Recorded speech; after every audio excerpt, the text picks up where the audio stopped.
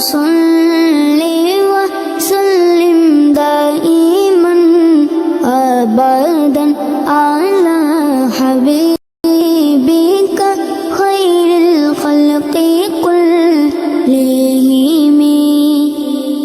هو الحبيب الذي ترجى شفاعته،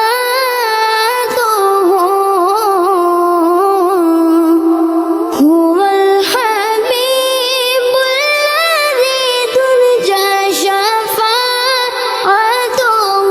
لكل هول من الأهوال مقتحم.